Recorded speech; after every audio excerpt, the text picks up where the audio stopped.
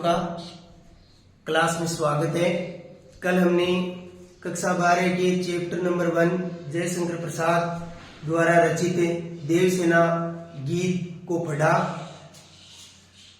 उनके शाब्दिक अर्थ देखे। आज हम देवसेना के गीत नामक पाठ की व्याख्या सीखेंगे। किस ढंग से हमें व्याख्या करनी है वो हम देखेंगे। तो सबसे पहले हमें संदर्भ लिखना है। संदर्भ में क्या होता है? संदर्भ में मूल कवि इस गीत का कौन है, उस मूल कवि की गीत की या पद्यांश की मूल रचना का क्या नाम है, वो सारा लिखा जाता है।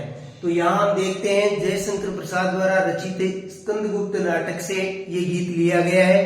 तो इसके संदर्भ में हम लिखेंगे।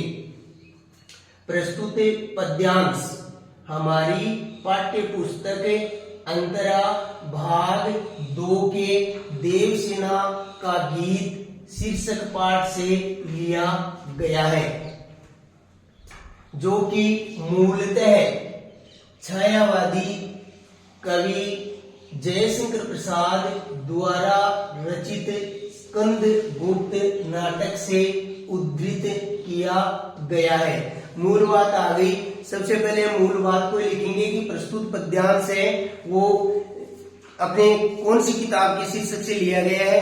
किताब के शीर्षक के बाद में किताब में शीर्षक क्या दिया गया है, पाठ का नाम क्या है, उस पाठ को किसने लिखा है, उस पाठ को लिखने वाले कवि की मूल रचना का नाम क्या है, ये सारी चीजें संदर्भ में हम लिखेंगे।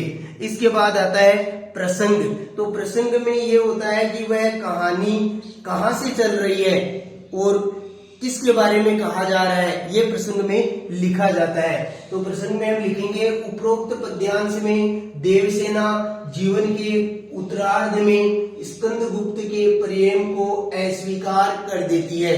जब स्कंदगुप्त प्रेम का इजहार करता है उत्तरार्ध में, यानी कि जीवन के जो हम कह सकते हैं प्रौढ़ावस्था गुजर जाने के बाद, स्कंदगुप्त देवसेना को कहता है कि मैं तुमसे शादी कर सकता हूं या शादी करूंगा।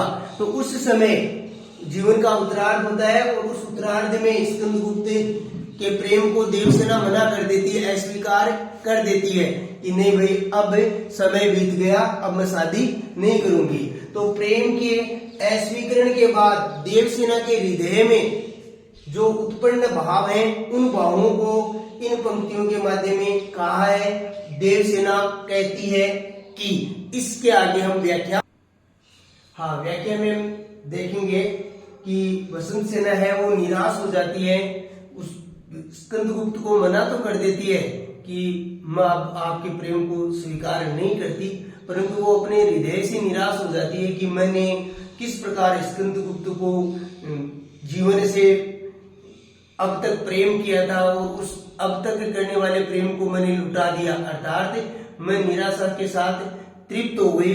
अब मुझे किसी से प्रेम करने की कोई भावना नहीं है, आज मैं विरक्त हो गई हूँ। तो हम जब ये कहती है कि आहे वेदना मिली विदाई, तो उस वेदना को, उस दुख से वो छुटकारा, निजात पा लेती है जो स्कंदगुप्त से प्रेम करने से उसे मिलती है।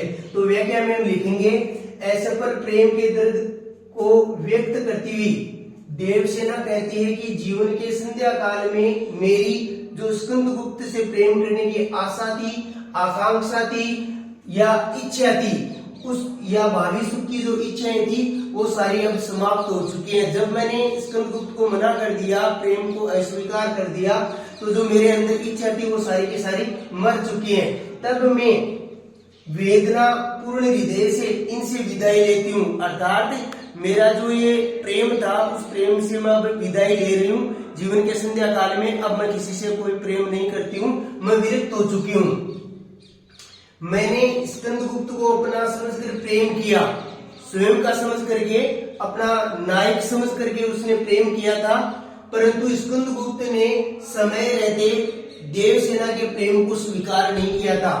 आज मैंने स्कंदगुप्त के प्रति प्रेम रखकर जो प्रेम धन कमाया था, उस प्रेम धन को मैंने लुटा दिया है। मधुकरियों की कटोरों में, भिक्षा के कटोरों में मैंने लुटा दिया, अर्थात अब मेरे पास ये धन नहीं है। मेरा पूर्वार्ध जीवन था जो कि स्कंदगुप्त से प्रेम करता था, अर्थात आज मैंने प्रेम की अभिलाषा, जो प्रेम की इच्छा रहती है, आकांक्षा रहती है, उस अभिलाषा रूपी धन को लुटा दिया है और देवसेना विरक्त हो चुकी है।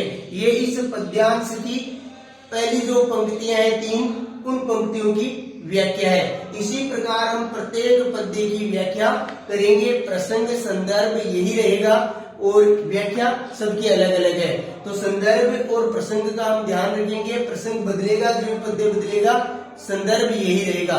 प्रत्येक पाठ का संदर्भ ऐसे ही लिखना है और प्रत्येक पद्यांश का प्रसंग उस पद्यांश में क्या कहा गया है वो लिखना है। थैंक यू, धन्यवाद।